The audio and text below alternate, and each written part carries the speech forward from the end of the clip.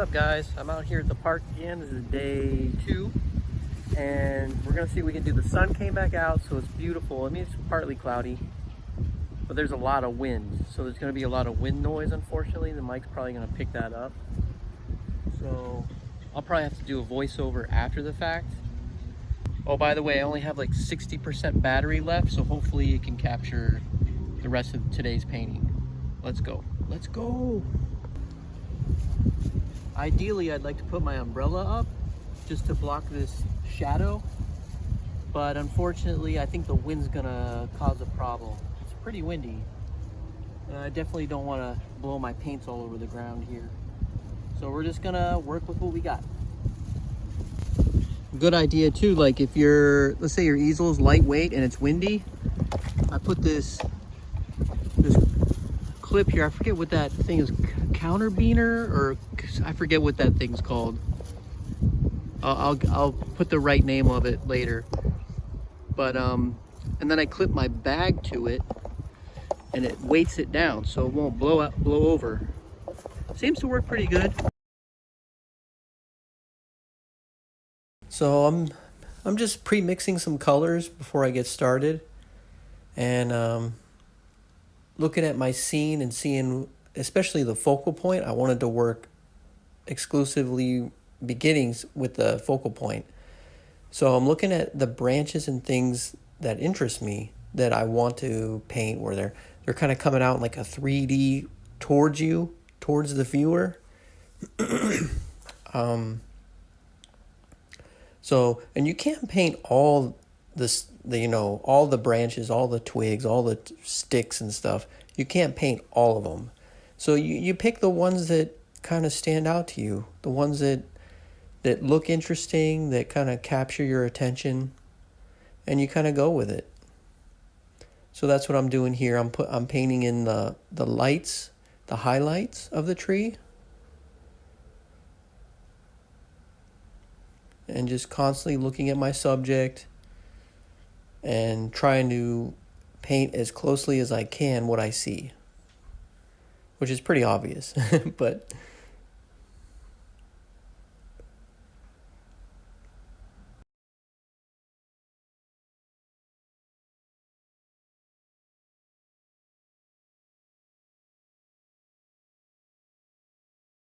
it's been 2 days since I was here before, so now this paint layer's like, look at that, it's dry already. So I can totally paint right over it.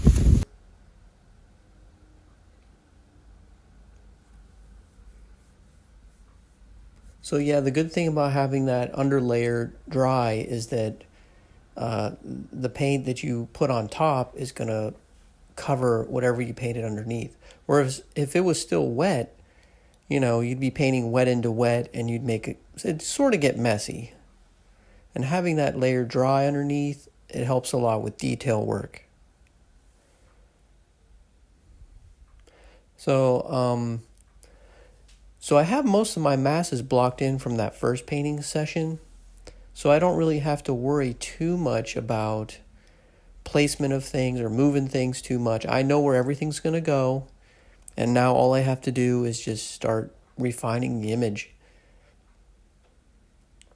And that's, again, I thought those little trees, I thought they were pretty neat looking when I first saw the scene, and I was like, man, that's going to be a great focal point.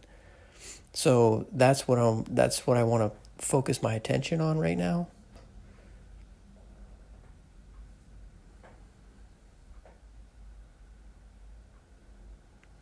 And just painting some leaves, painting the highlights of some leaves. And that dappled light on the canvas is not a good idea. I don't recommend that. And looking at it now, I'm like, why did I do that? Because I know I did it because it was windy, and I was afraid that, I was going to lose my whole easel.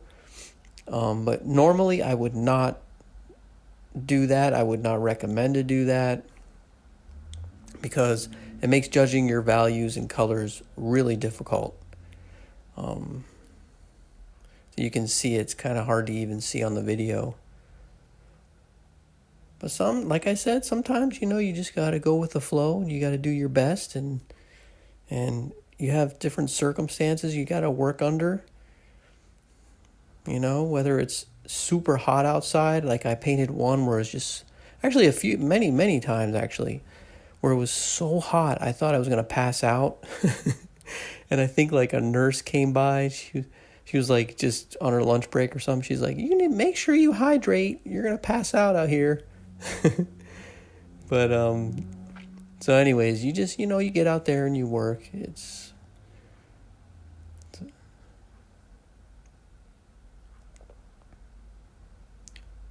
So now I'm working on this background here behind the tree, because I noticed that it's a little more gray, and that gray is going to help that tree pop forward. So again, like when you look at your scene, move your eye around the scene and you're going to see where it changes warm to cool. It might be more gray, might be lighter.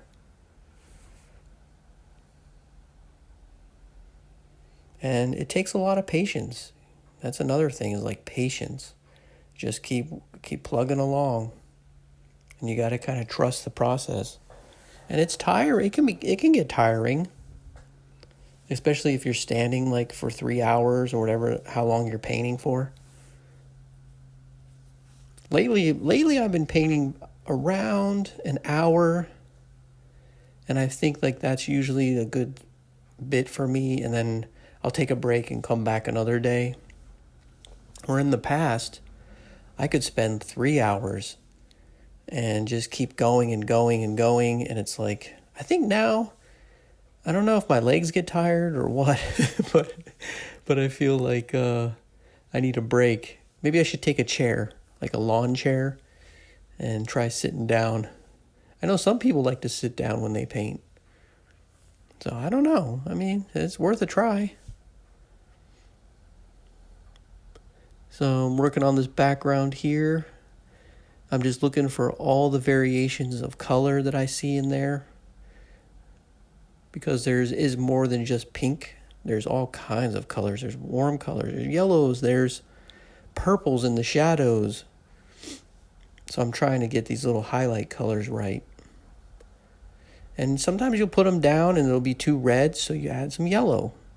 And if it's too yellow, you add whatever color you think it might be.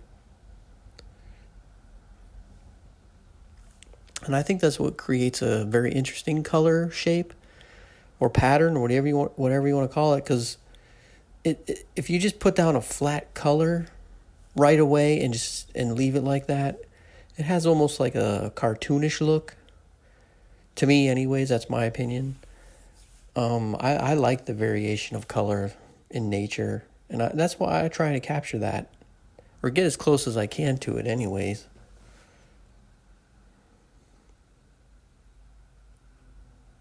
So you guys see over there on the right, I'm dipping into something, and it's sort of this clear gel, and that's a gel medium. What is that thing called? I'll put the name on the screen if I can remember. But it's like what the heck is it called? Gambling solvent free, I can't remember. I'll have to go get it.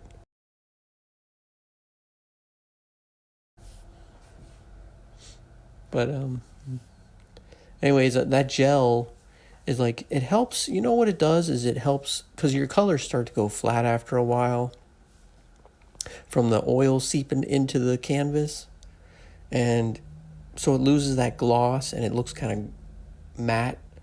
So that restores the shininess of the paint, and also it says it's supposed to make it dry faster, but in my experience, it doesn't really help too much.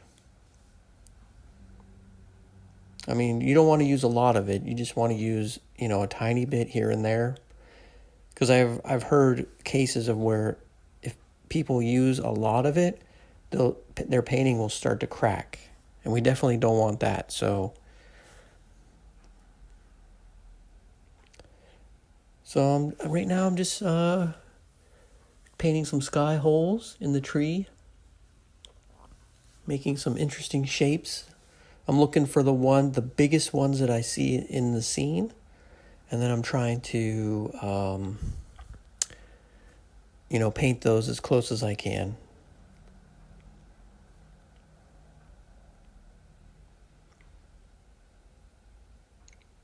So I'm adding some of my darkest darks, which they're sort of close to black, but not quite black. So I'm mixing French ultramarine and burnt sienna. You can get a really dark color with that. And it gives you variations. Like if you don't want to use just a plain black, because it could get, you can control it if you have experience, but if you don't, it can get out of hand. Like for example, if you add white into black, it's going to turn bluish. Depends on the black. Let's say ivory black. It's going to turn a bluish color. And if you add yellow to the black, it's going to turn green. And this is just from experience, but I don't recommend it, and I don't use it. So you can get a dark color if you mix that burnt sienna and French ultramarine. And there's a couple other combinations you can use.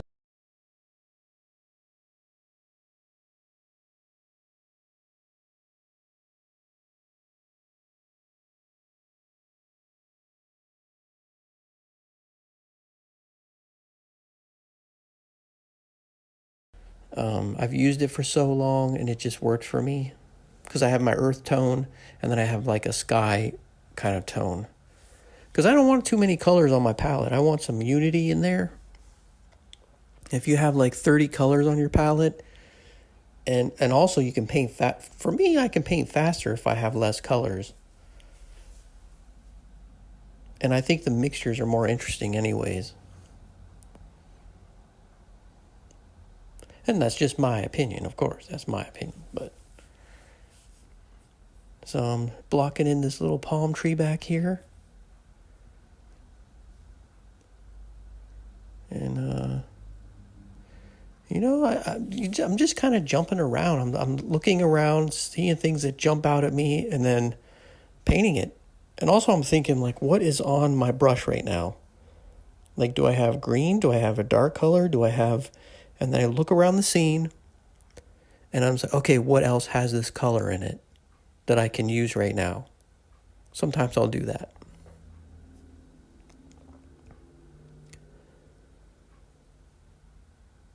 So painting some branches in the tree.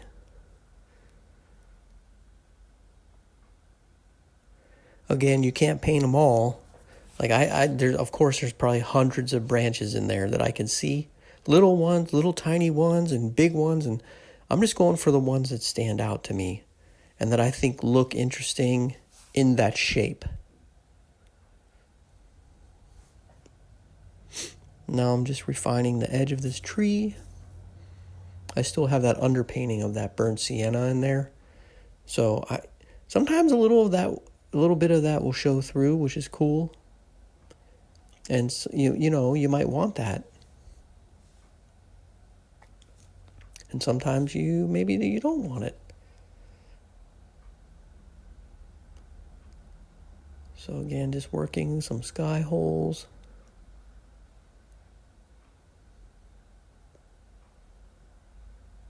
It's just a constant, overlapping of colors and shapes. And you'll see that later on in this painting where I paint something in, and then I paint it out, and then I paint it back in again. And that definitely takes patience. Because, you paint it in there, but then when you get to a certain point in the overall painting, you're like, no, you know what? That doesn't work. Like, that shape doesn't work anymore, or that there's too much detail. Like, I painted this grass at the bottom here, and it looked really good, but it was wrong. It was too close to the corner of the edge of the painting, and it was drawing my eye there. And I was like, you know what? That's not going to work. That's got to come out. So I painted it out, Yeah, it took me a while to put it in there, but, if it doesn't work, you gotta get rid of it. So I'm painting the sky up here, working on some edges as I go.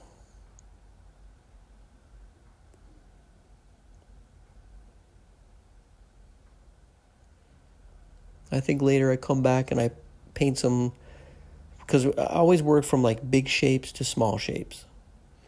So, for example, I had those big shapes of the tree masses of leaves, and then I'm going to go over with medium-sized leaves, and then smaller leaves, and then real small leaves.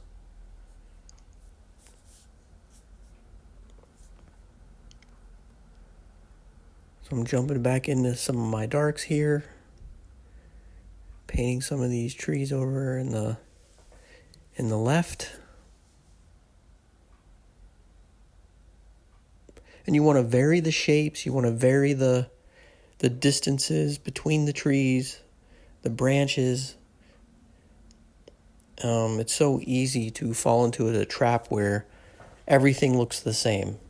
Like this tree's the same as that tree, and that tree's the same as that tree, and it's like, and the distances are the same, and you're, oh no. So I'm always thinking about that. I'm always thinking, okay. And sometimes it just happens, and then I stand back and I'm like, oh no. It's like, oh no, those trees look exactly the same.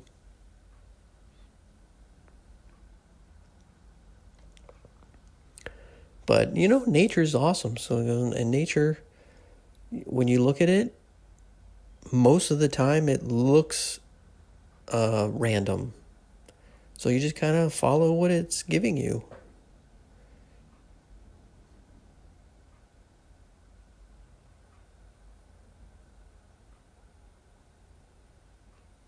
Doing a little bit of brush work on here.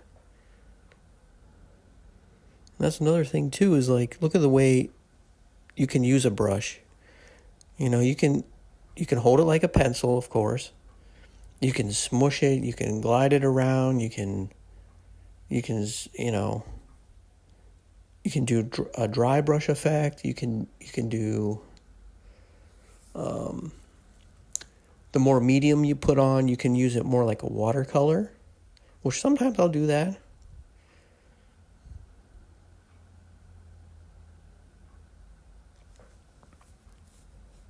I think in my last video, I said, oh yeah, when you're painting, you paint lean over fat. And I got it backwards. It should be fat over lean, which means thin paint first and then thicker paint on top.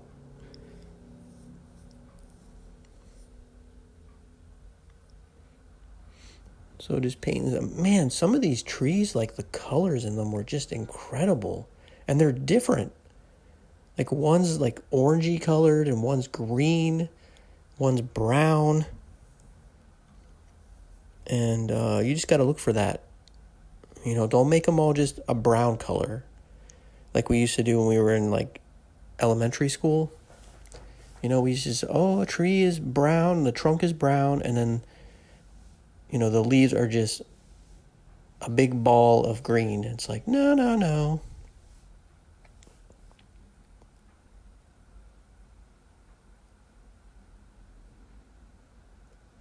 So you're going to have, on these tree trunks too, you're going to have like dappled light, where the light and shadow is hitting all over the branches. And that's a neat look too, and that can help define the curvature of the branches.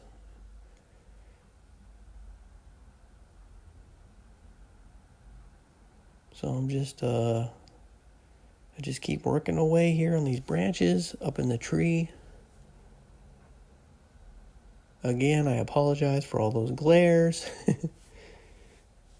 So I'm putting down this dark shadow here from the tree.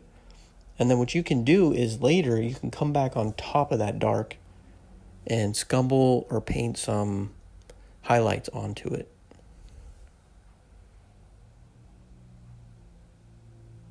So this is the shadow coming from that tree here.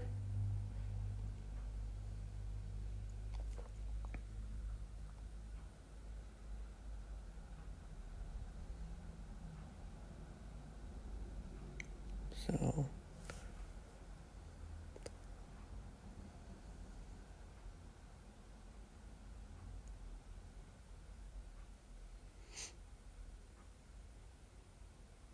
yeah, just working away at these darks.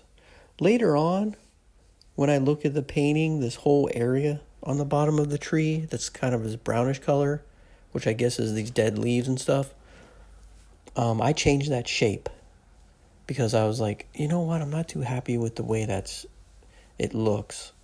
So I changed it more. I mean, it's very close to what it looks like now, but you'll see. You'll see how I change it. And then right now I'm just putting in darks for these like little palm fronds and stuff that's on the ground. Like, I don't want to paint all of that stuff because then it becomes like so detailed that it's like, okay, it's overwhelming.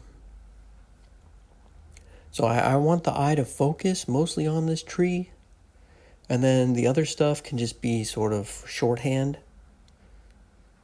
And it may look like, wow, there's a lot of detail in there. But you know what? If you really look at it, there's not. It's like an illusion. And I think that's what you want to do.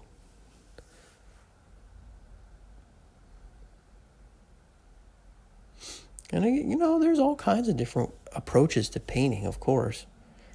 There's approaches where you just bold and quick and spontaneous. And then there's other ones where you take your time and you do your best to make it look as realistic as you can. Like for me, I'm trying to find an in-between. Like, I want it to look spontaneous in a painting, but I also want it to look realistic. I think I mentioned that before in one of my videos, I think.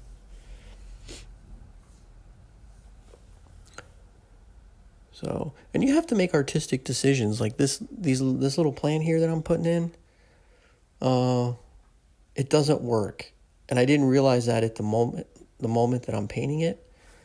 It's like when I got to a certain point in the painting, I was like, you know what, it's like a sore thumb. It just does not work. And so you paint it out. You get a paper towel and you wipe it off or whatever you got to do, and you paint it out.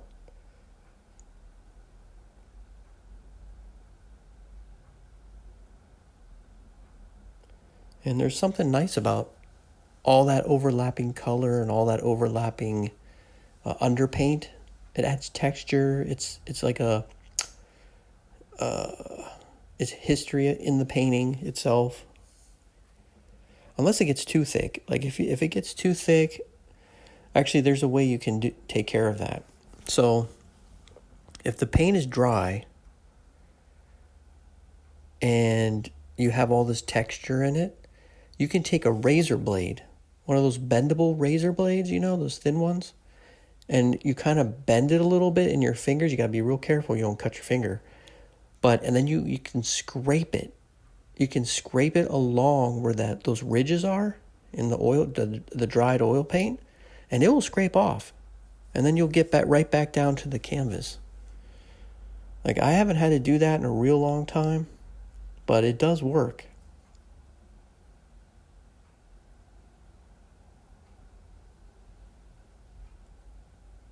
So just keep working. I'm painting the sky behind these trees here.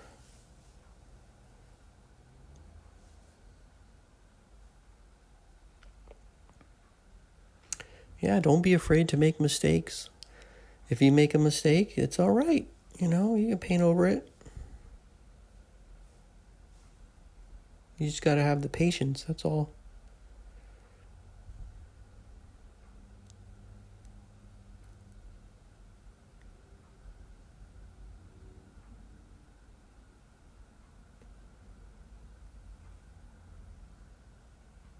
So I'm just working on the shadow side of this tree here.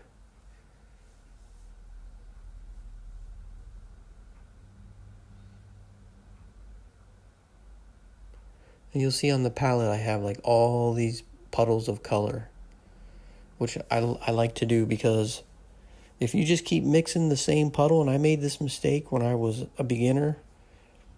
And this is funny. I would look at my scene and I'd be like, okay, there's that green. And I'd spend like 15 minutes like trying to mix that color of that green. And then when I finally got it, it's like, it's time to go home. It was like, okay, you just wasted like the whole day mixing one puddle of color. So I learned my lesson on that one. And now, it's easier to judge color too when you have multiple colors around it. So, you can start mixing a green and you can look immediately, say, okay, if it's too yellow, you start mixing a new puddle next to it that's cooler. And then now you have that warm and you have that cool where you can judge each other by. If it has to go lighter, darker, whatever. And you can see I'm doing that on my palette here. I have some gray greens, I have a cool green, I have a warm green, I have my darks.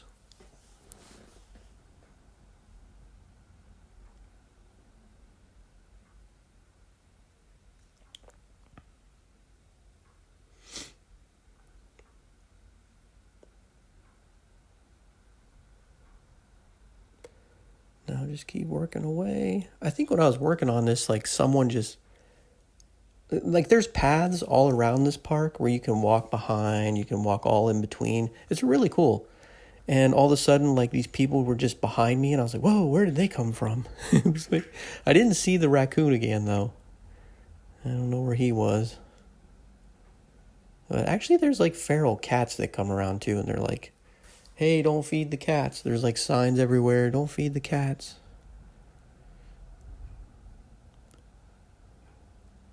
There's all kinds of wildlife in this park. There's giant iguanas. I've never seen an alligator. There's signs saying there's alligators, but I've never seen one.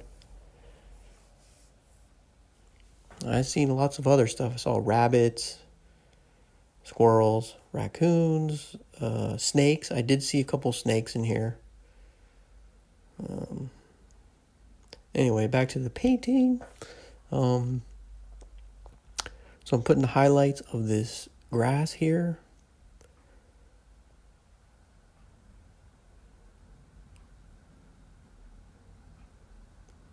And same with this bottom bunch of grass here. This is the one that I paint out and I paint it back in again. Just it came out really nice looking, but it's drawing too much attention to that corner. So you know what? Hey, everyone makes mistakes. We all make mistakes. And that's okay. Sometimes worrying about making mistakes can paralyze us and not, we just kind of freeze up. But if you're just, don't be so hard on yourself. And just, if you mess up, and don't think either like, oh my gosh, I'm not a good painter. Everyone's gonna know it, and everyone's gonna, don't worry about that, because everyone paints different, and everyone's on their own journey, and you just gotta paint what you feel like you want to paint.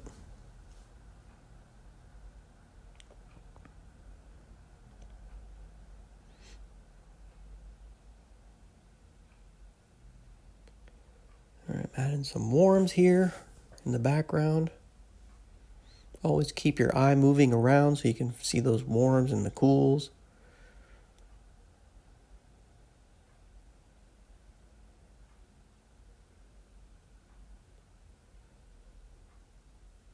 But man, it was windy that day. I got something in my eye too, if I remember right. Yeah, there's something crazy in my eye. I had to get some bottled water and try and flush my eye out. I don't know what it was, but I think of course I got it out because I can see now, but it was in there for a while. Yeah, no excuses. No excuses, get back to work.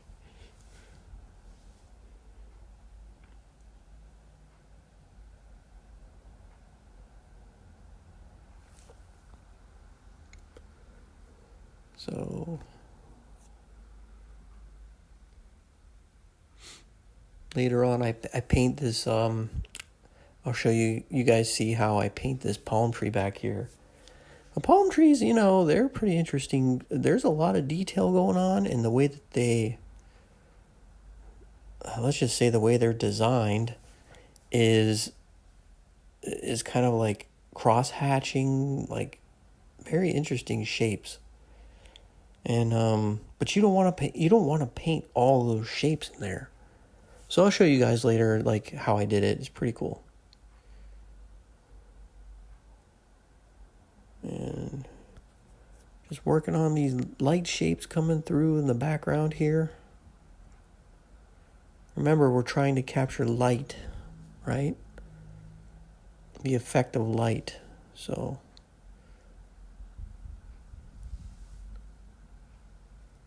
you're always going to have light and shadow.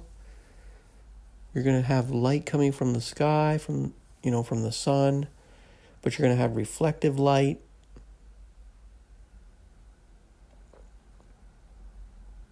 You have like diffuse light. You have like these little light puddles of light or whatever you want to call them that are coming through here. Like, they're not all the same shade. Some are warmer, some are cooler. And I think later I paint that out anyways. So it's like, and that's the thing, is like when you're painting these things in real life, well, at the scene, it's like it's changing. It's constantly changing, and you're trying to capture it as quickly as you can. And so you're thinking all this stuff at once. You're thinking, okay, this shape's got to be right, and that's the composition, and is this color right, and is it the shape, and all this stuff's going through your mind at once. So you're going to make mistakes. It's a lot to try and figure out.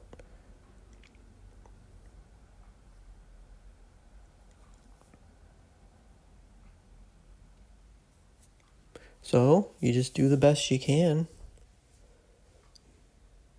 And then you can always fix it up later. But so one thing I really liked about this whole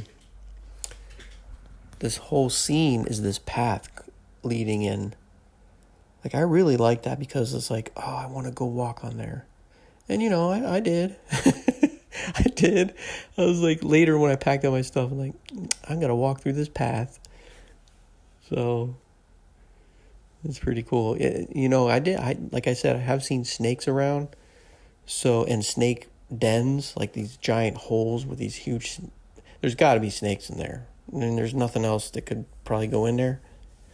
But, yeah, so I'm like, okay, just make sure you don't step on a snake. You'll be all right.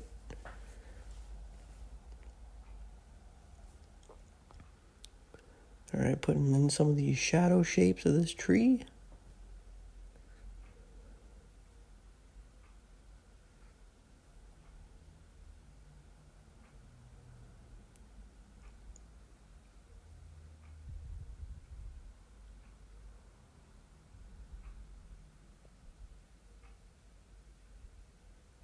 So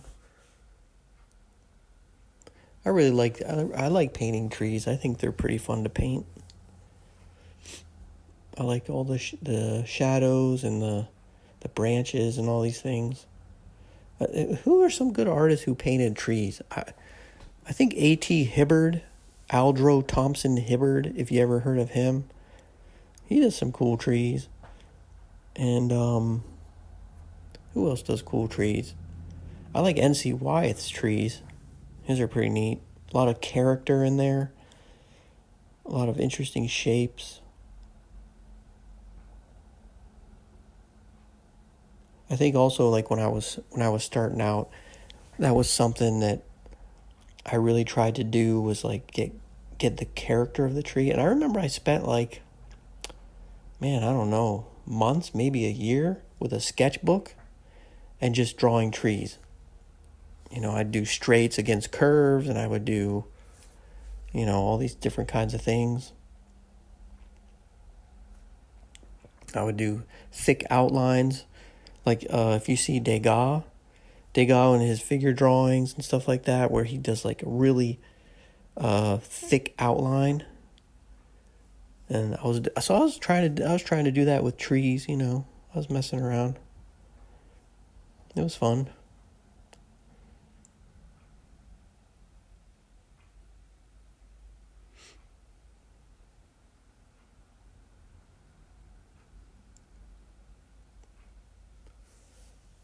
So what do you guys like when you paint outdoors? It's nice if the weather's nice, it's enjoyable. A nice breeze, a cool breeze, maybe the warm sun, It's difficult when it's too hot. And I like painting in the cold too. I painted, when it's snowing or when it's that cold like that. It's fun, but it is hard. It's your hands are freezing, or if you have gloves on, you can't, you're trying to work as fast as you can because you're freezing. But it's fun. I like it. I like the challenge.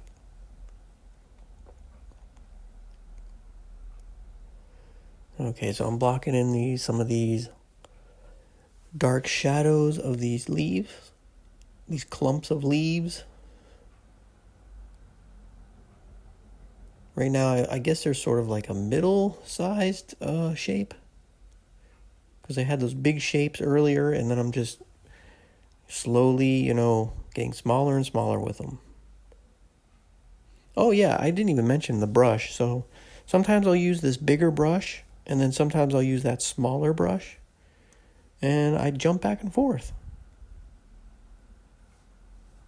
And it's okay to use a small brush. I hear so many people saying, "Oh, don't use a small brush." But you know what? This is your painting. This is your art.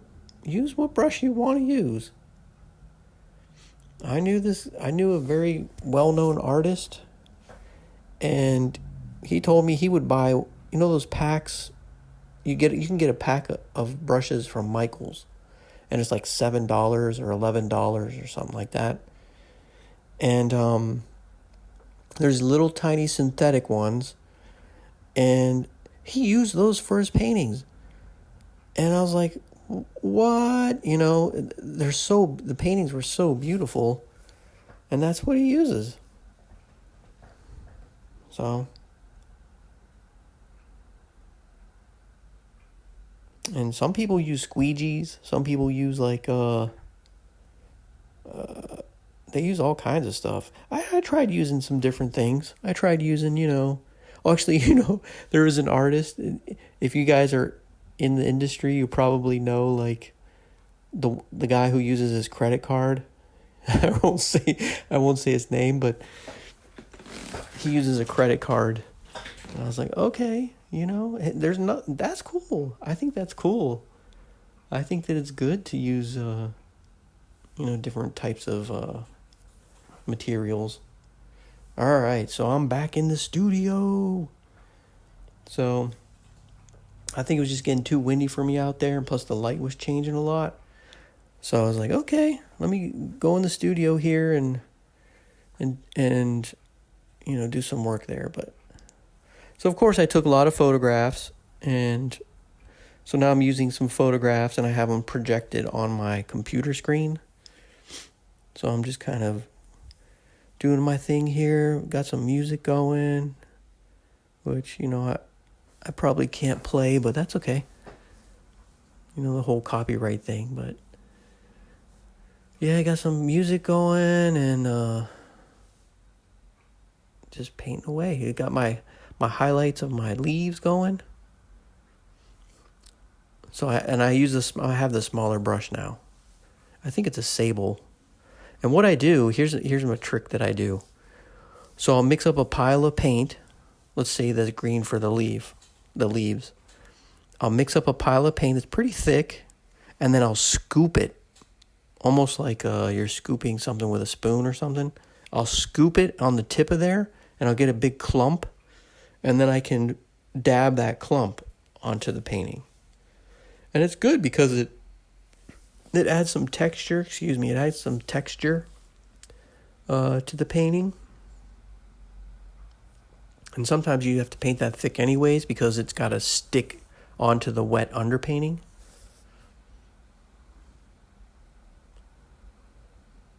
So I'm working back and forth. I'm putting some highlights in. I'm putting some shadows. And then you can see me painting these leaves. Now the leaf colors are always, they vary. It's not one green. You'll see I got oranges in there. I got yellows. I've got some highlights, blue colors. I've got yellows, all kinds of colors.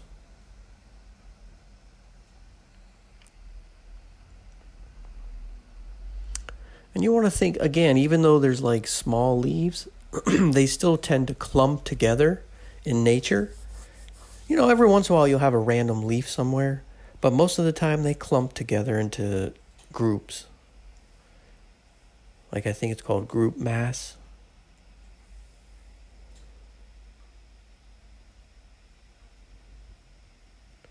So I'm painting some sky holes. So you're painting positive, negative, back and forth, back and forth. Now I'm putting some background leaves in here.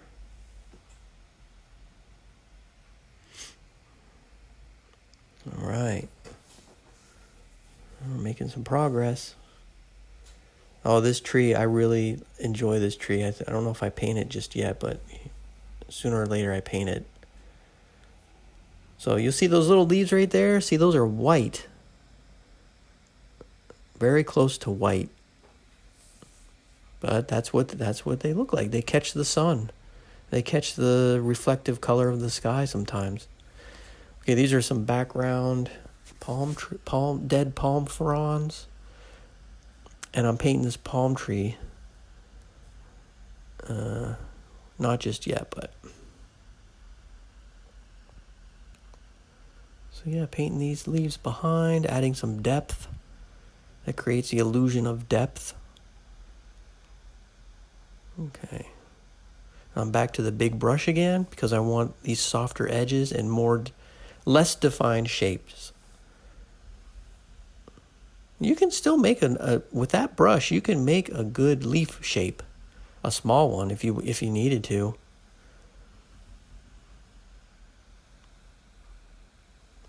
All right, back to the other small brush, just to put some details on top.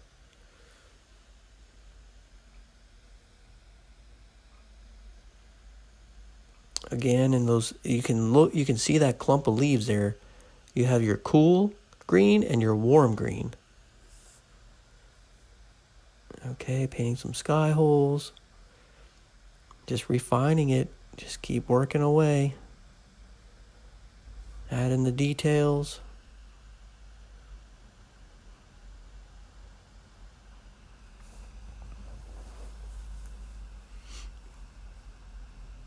Sometimes you might paint a branch or something and it looks wonky, looks too thick, or it looks the shape is wrong. Well, you can paint around it. You can paint the negative space around it and define it more. I'm putting a couple little twigs in there. Again, you can't paint them all, but find the ones that look the nicest to you and put those in.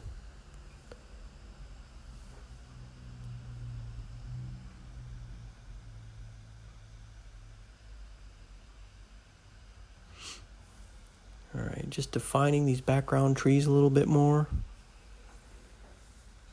And putting some shadows and highlights on these branches. Again, like I said before, it just takes patience. It just takes patience and hard work.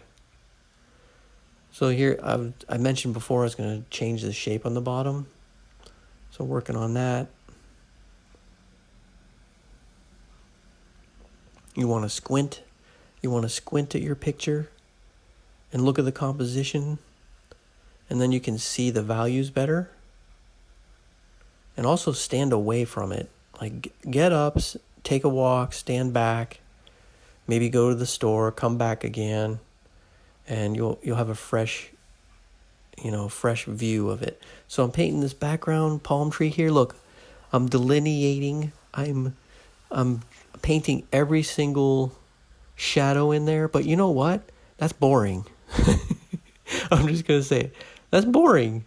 Like, look, I'm detailing every highlight and everything. No, you don't want to do that. But, see, this is an underpainting. Look, then you can go back and you mess it up.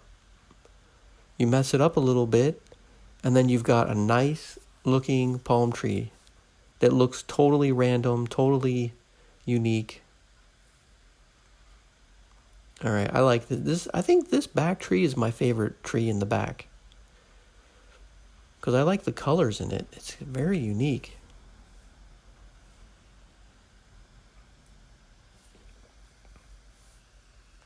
And I like the way the orange leaves pop in front of it.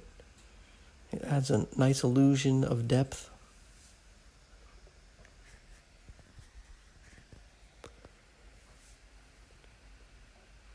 All right.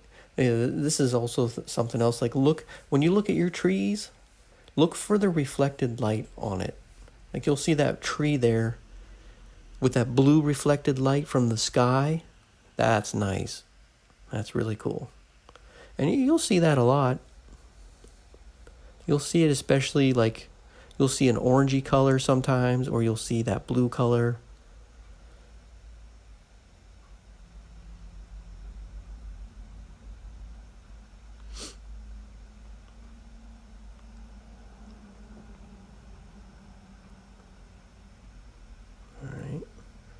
So, again, painting foreground, painting some background.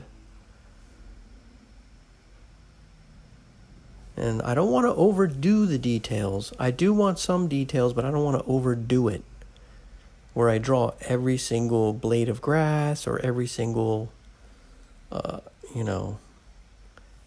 grain of sand, stuff like this.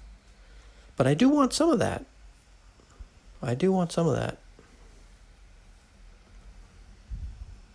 Like, there's something really interesting about seeing a brush stroke. Just a brush stroke. It's like, wow, that was made with paint.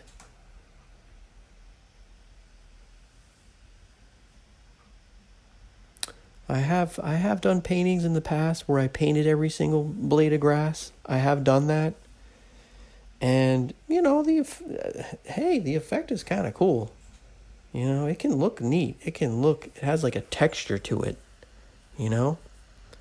So I'm definitely not saying not to do it, but for me right now, it's like I'm trying to do something a little different.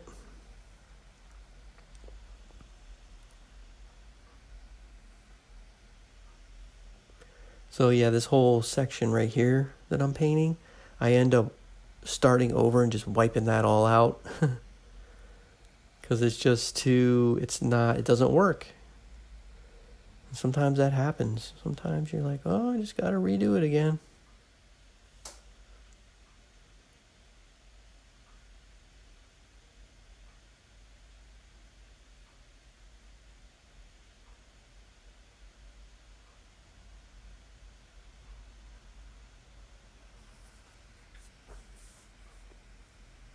So you'll see me do that in a minute. I'll just paint it all out. I think I got that on camera. But this path here, if you look at it, darker in the front and cooler, and as you walk back, it's warmer and lighter. Like, if I made that all one shade of color, it just would be flat. But because I varied it like that, it adds depth.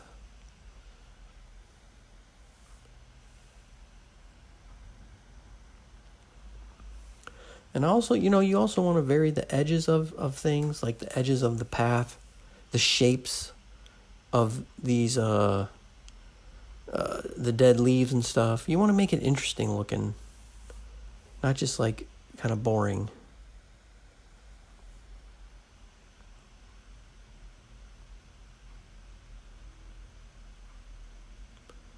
And I think we're closing in. We're almost done. We're almost there. The light in my studio isn't the greatest, so it's not that accurate for what you can see on the screen right now. But you know what? It's okay. Until I can get a better setup, I think it's okay. Today's scripture is John 5:24. And it's Jesus speaking. I tell you the truth. Whoever hears my word and believes him who sent me has eternal life and will not be condemned. He has crossed over from death to life. All right, here's the final. I hope you guys enjoyed that video. I had a wonderful time painting this picture. It was a beautiful day outside, and it was a bit windy, but it was a great time. If you'd like to see more paintings, you can visit my website at seanescott.com. You can also purchase original works of art there, like this painting here. Thank you guys so much for watching. I appreciate it. I hope you have a great day. If you like that video, please give me a thumbs up. And if you haven't already, please subscribe. All right, guys, take care. I'll talk to you later.